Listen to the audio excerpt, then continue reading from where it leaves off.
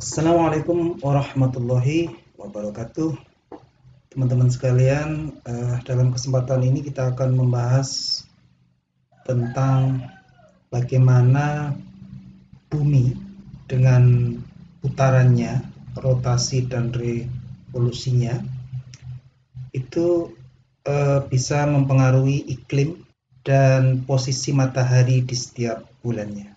Nah, ini nampaknya menjadi sangat penting ya, terutama untuk bidang-bidang yang terkait dengan cahaya matahari, termasuk di lingkup arsitektur ya. Nah, oleh karena itu di sini kita bisa melihat bagaimana sebenarnya bumi itu mengitari matahari. Kita lihat di sini ya, ada matahari berwarna kuning, kemudian bumi mengelilingi matahari. Nah, di saat mengelilingi matahari ini, bumi mempunyai sumbu kemiringan yang tidak tegak ya, tapi mempunyai sudut kemiringan yaitu sebesar 23,45 derajat.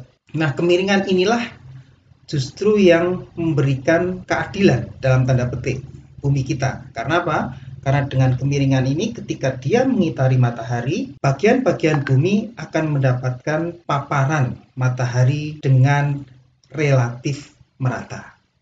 Kita bisa bayangkan kalau misalnya bumi itu hanya berada tepat vertikal pada sumbunya, ketika dia mengelilingi matahari, maka hanya pada bagian ekuator atau khatulistiwa saja yang mendapat sinar matahari, sedangkan pada bagian kutub, utara ataupun selatan menjadi sedikit.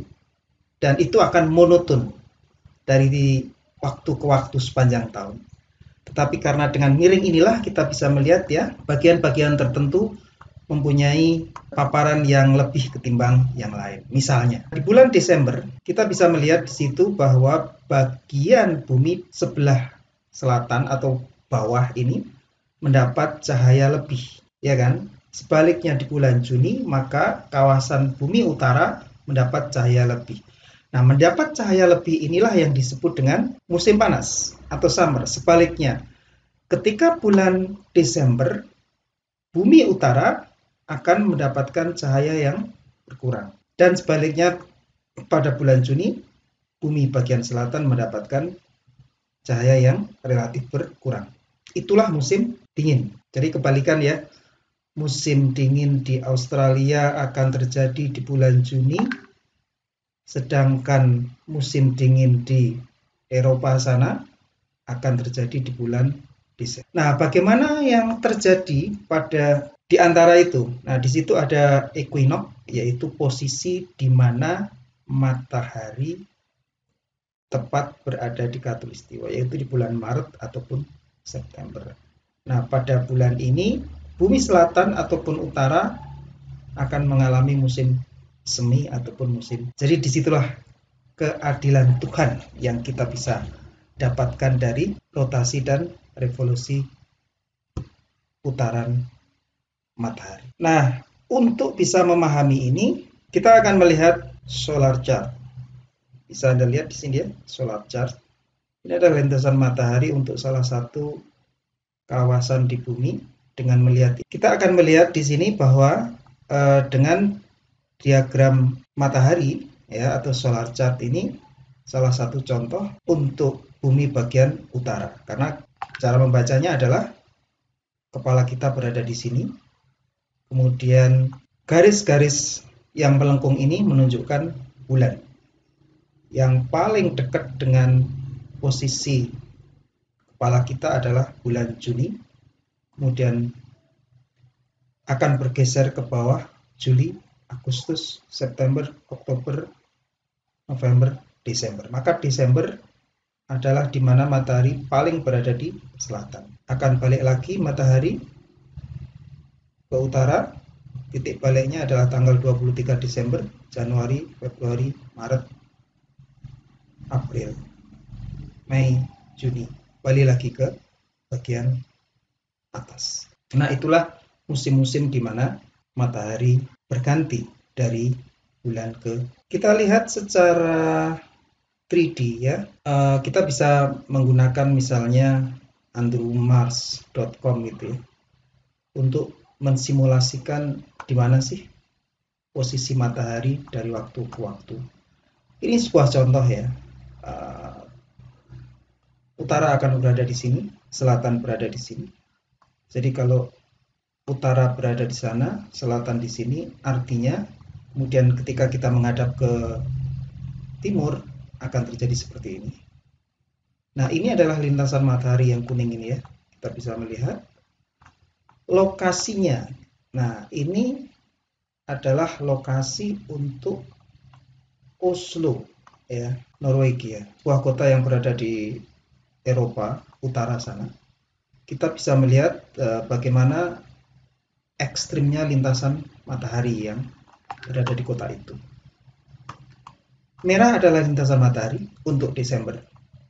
Kita bisa mensimulasikan di sini ya, Januari, ini Januari ya, Desember paling bawah kita bisa melihat.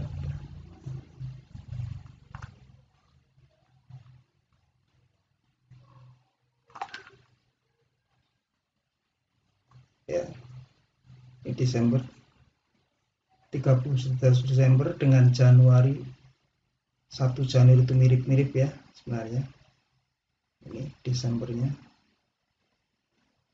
Nah, di Desember ini waktunya kita bisa setting melalui ini.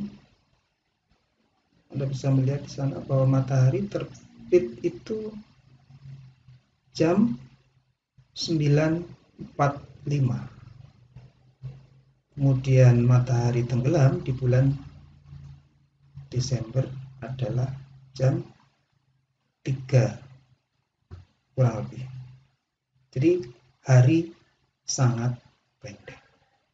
Kemudian kalau kita ganti ke musim panas, kita bisa melihat di sini ya, bulan Juni, maka kita bisa melihat bahwa matahari terbit itu jam 3 kurang lebih. Kemudian dia akan bergerak, kemudian matahari tenggelam itu kurang lebih jam 21 malam. Nah, inilah bedanya. Kalau kita mencari misalnya Jakarta, maka jelas dia akan berganti ya. Nah, Jakarta akan menjadi seperti ini. Ini gelap karena jam 21 malam. Oke. Matahari terbit di bulan Juni jam 6. Ya kan? Kita bisa melihat jam 6 berada di sini matahari. Kemudian matahari tenggelam jam 6 kurang 10, 17.50. Bagaimana dengan bulan-bulan yang lain? Hampir sama. Kita bisa mencari ya. Misalnya ini Desember.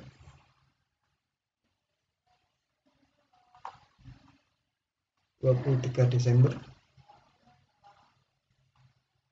Mulai dari pagi matahari terbit sekitar jam 6 kurang atau 5.45, kemudian tenggelam kurang lebih sekitar jam. Tidak ada perubahan yang cukup berarti di sana di Jakarta. Nah, inilah bagaimana sinar cahaya matahari itu mempengaruhi lingkungan kita. Di beberapa website kita juga bisa melihat ya di berbagai tempat. Ini misalnya seperti Oslo tadi. Bulannya kita cek di sini. Ini April 2002 gitu ya. Maka bisa kita lihat di sini sunrise-nya adalah pukul 5.45. Lalu sunset-nya 20.47. Karena lintasan materinya masih di bulan April, maka dia belum mencapai puncak musim panas.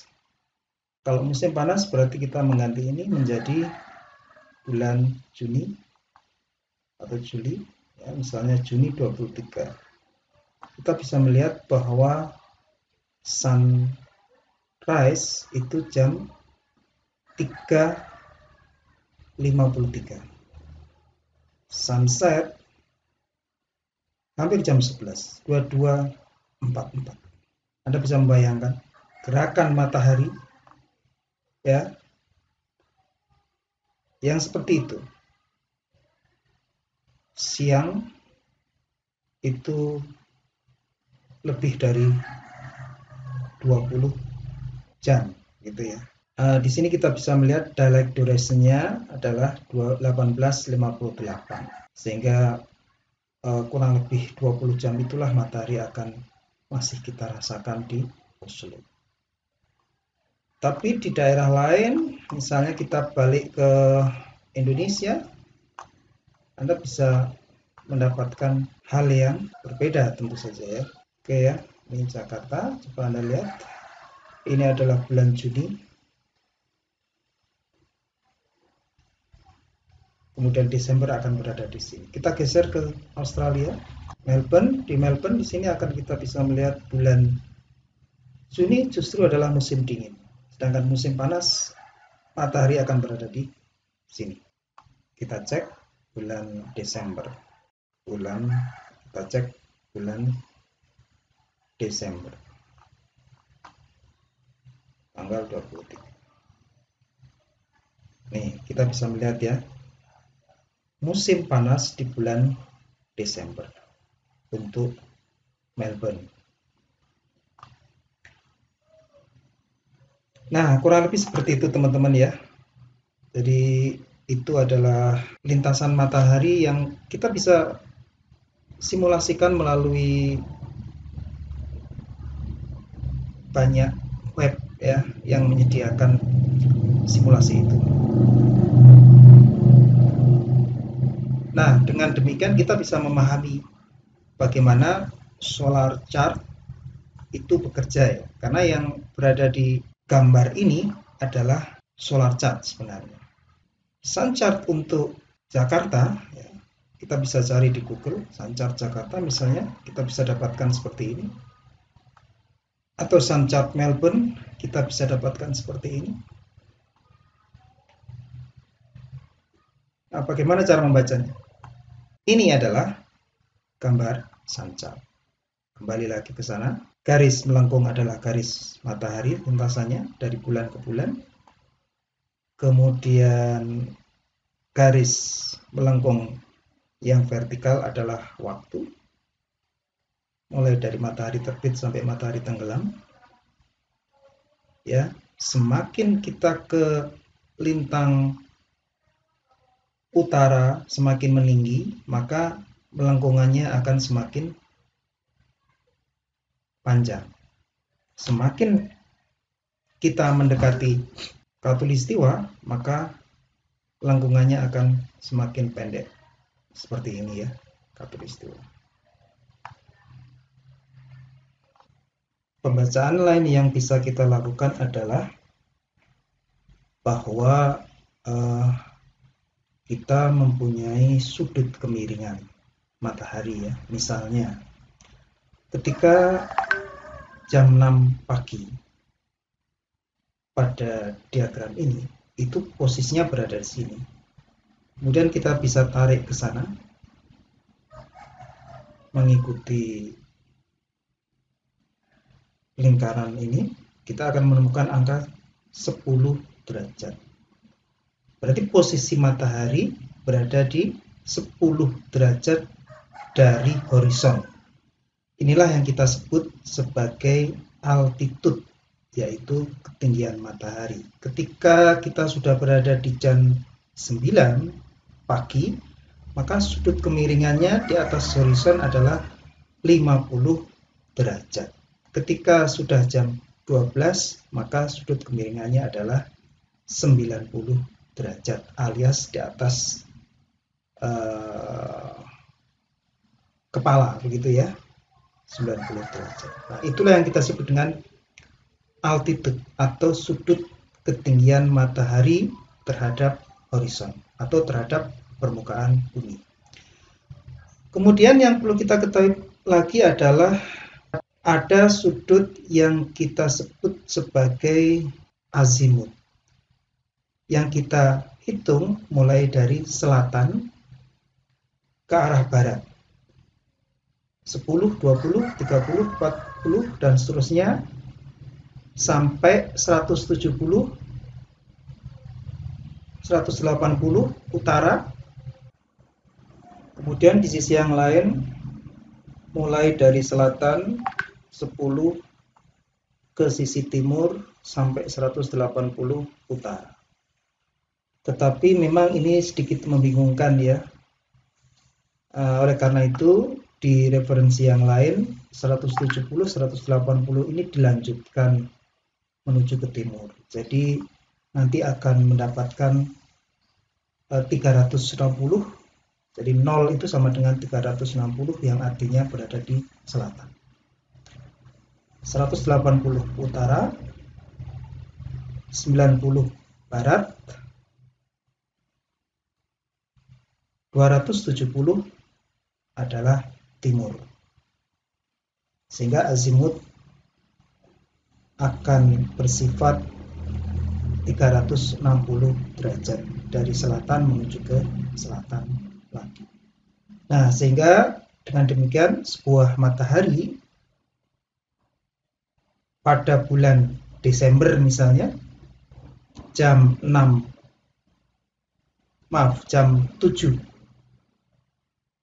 lebih sedikit pagi pada lokasi ini akan berada pada posisi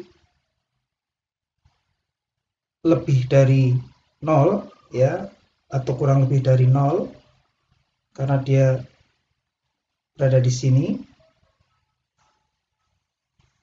maka sudut latitudenya adalah 0 dan sudut azimutnya adalah 270, 280, 290, 300 derajat di sini. Pada jam 10 pagi, maka sudut azimutnya adalah 270, 280, 290, 300, 310, 320, 330. Dia akan berada di sini. Azimutnya, sedangkan altitudenya, ketinggian mataharinya pada lokasi ini, dia akan berada di sudut 30 derajat dari horizon. Nah, ini contoh-contoh berbagai solar chart yang lain. Nah, kurang lebih seperti itu ya teman-teman. Kita bisa mencari berbagai macam model solar chart yang ada di internet dan juga langsung menerapkannya ke dalam simulasi seperti banyak simulasi yang disediakan di internet. Kurang lebihnya demikian. Assalamualaikum warahmatullahi wabarakatuh.